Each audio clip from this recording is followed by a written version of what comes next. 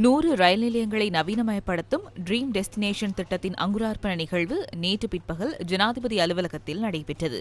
போக்குவரத்து, பெருந்தெருக்கள், துறைமுகம் மற்றும் சிவில் விமான சேவைகள் அமைச்சு மற்றும் கிளீன் ஸ்ரீலங்கா திட்டத்துடன் இணைந்துள்ள தனியார் பிரிவின் ஆதரவுடன் அரச தனியார் இணை திட்டமாக இந்த திட்டம் முன்னெடுக்கப்படுகின்றது. விசேட தேவையுடைய பிரஜைகள் உள்ளிட்ட அனைவரதும் பாதுகாப்பு மற்றும் நலன்களை கருத்திற்கொண்டு தூய மற்றும் அழகான ரயில் நிலையங்களை உருவாக்குவது இதன் நோக்கமாகும். நீண்ட காலமாக எமது நாடு ஒரே நிலையில் பயணித்துக் கொண்டிருக்கின்றது. எனவே தற்போது எம்மால் அந்த நிலைமையில் மறுசீரமைப்புகளை மேற்கொள்ள முடியும். தற்போது காணப்படும் நிலைமையில் மறுசீரமைப்புகளை மேற்கொள்வது எமது நோக்கமல்ல. நாம் எமது நாட்டினை புதிய நிலைக்கு உயர்த்த வேண்டும். அவ்வாறு என்றால் என்ன? சட்டத்தை மதிக்கும் சமூகத்தினை நாம் உருவாக்க வேண்டும். மக்கள் சட்டத்துக்கு அச்சப்பட வேண்டும். எனினும் தற்போதைய நிலைமையில் மக்கள் சட்டத்துக்கு அடிபணிவதும் இல்லை, சட்டத்துக்கு அஞ்சுவதும் இல்லை. நாம் இந்த நாட்டினை புதிய நிலைமைக்கு கொண்டு செல்கின்றோம். மக்கள் சட்டம் தொடர்பில் அச்சப்பட வேண்டும். அத்துடன் அவர்கள் சட்டத்துக்கு அடிபணிய வேண்டும். ஊழல் மோசடிகளில் ஈடுபடுவதற்கு மக்கள் அச்சப்பட வேண்டும். இன்று செய்திகளை பார்க்கின்ற பொழுது அவ்வாறான தகவல்களே வெளிவருகின்றன. ஊழல் மோசடிகள் தொடர்பில் சிந்திப்பதற்கு கூட மக்கள் அச்சப்பட வேண்டும்.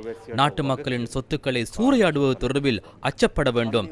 நாம் நாட்டை புதிய நிலைக்கு கொண்டு செல்வதாக இருந்தால் அரசாங்க ஊழியர்கள் பொதுமக்களுக்கு பொறுப்பு கூறும் நிலைமையை உருவாக்க வேண்டும். அது தொடர்பில் நாம் விசேட கவனம் செலுத்தியுள்ளோம். பொது போக்குவரத்து கட்டமைப்பில் எமது நாட்டில் அதிக அளவிலான விபத்துக்கள் இடம்பெறுகின்றன. அதனால் பல உயிர்கள் காவு கொள்ளப்படுகின்றன. எனவே இந்த நிலையில் பயணிப்பதா அல்லது நாட்டினை வேறு நிலைக்கு கொண்டு செல்வதா? இதனாலேயே நாம் வீதி போக்குவரத்து சட்ட விதிமுறைகளை பலப்படுத்தி வருகின்றோம். பஸ் என்றால் அது பஸ்ஸாக இருக்க வேண்டும். பஸ் என்று கூறிக்கொண்டு வேறு எதுவும் இருக்க முடியாது. சில இடங்களில் சிறிதாக சில ராஜ்யங்களை உருவாக்கி கொண்டுள்ளனர். பஸ் உரிமையாளர்களுக்கு ஒரு ராஜ்யம், புறக்கோட்டை வர்த்தகர்களுக்கு மற்றும் ஒரு ராஜ்யம்.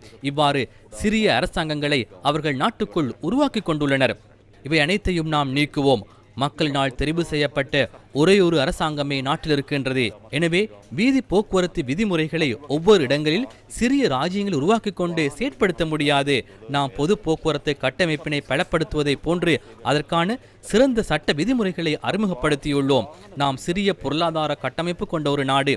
வாகனங்களுக்காக அதிகளவிலான டாலர்களை செலவிடுகின்றோம். எமது நாட்டின் பொது போக்குவரத்து சேவையை நாம் செயற்திறனாக மாற்ற வேண்டும். ஒரு வருடத்துக்கு வாகனத்துக்கு செலவிடும் பணத்தை குறைக்க முடியுமாக இருந்தால் அது மிகவும் முக்கியத்துவமானது. நாட்டின் பொது போக்குவரத்து கட்டமைப்பினை மேம்படுத்தி நாட்டினை உயர்நிலைக்கு கொண்டு செல்ல முடியும்.